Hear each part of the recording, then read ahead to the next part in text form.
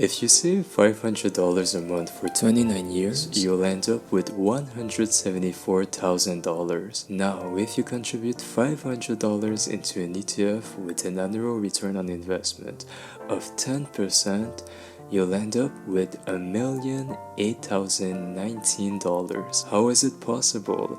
What if this doesn't work out? So many questions, so I made myself a strategy. Millionaire by 2050. This is nothing new. I did not invent it. Contributing money and letting your money grow. Hi there, I'm Colton Kong. I'm all about self-improvement and financial literacy. If you feel safe here, I welcome you with open arms. Quick disclaimer, I'm not a financial advisor. This is not advice. Honestly, I just want a good financial future and I'm sharing what I'm doing. Hopefully this can help a few people. Please make your research and do what's best for you. Let's start by defining what's an ETF.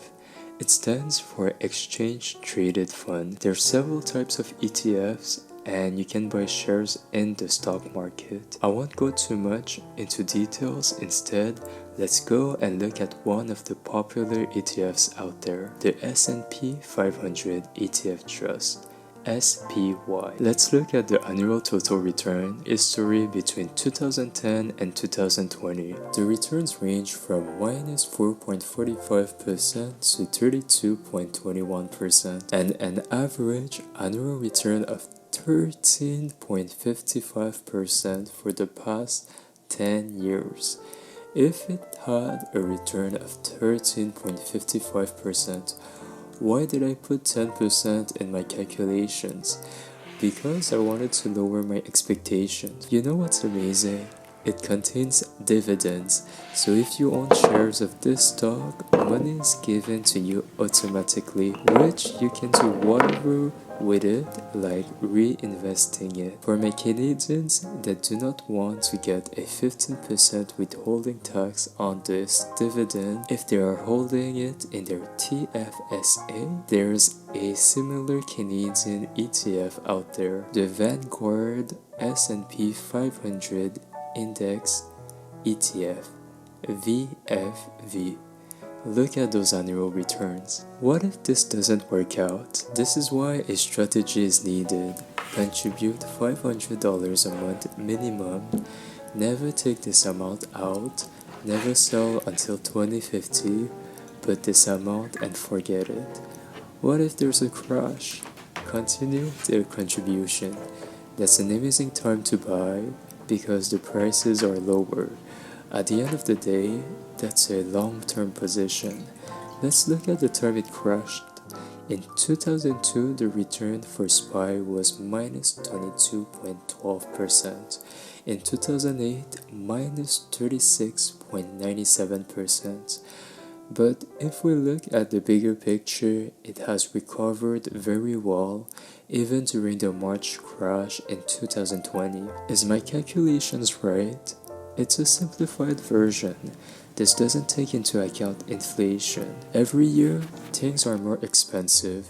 You might have noticed that chocolate bars used to cost $1 and now it costs about $1.50 to $2.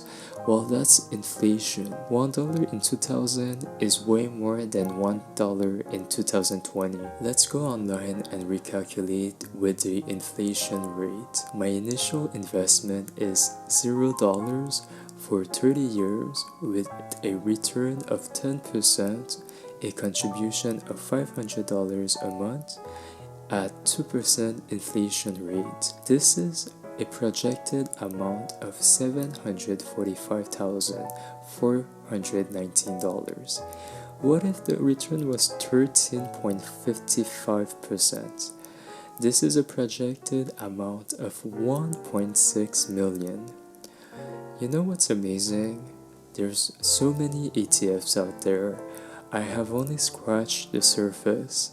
I am talking about ETFs that are having bigger returns on investment. Next week, I am talking about an ETF that is a bit controversial. Their possibility are scandalous. Make sure to subscribe to not miss out on this video.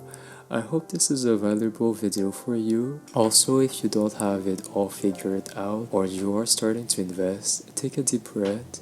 Take it a day at a time.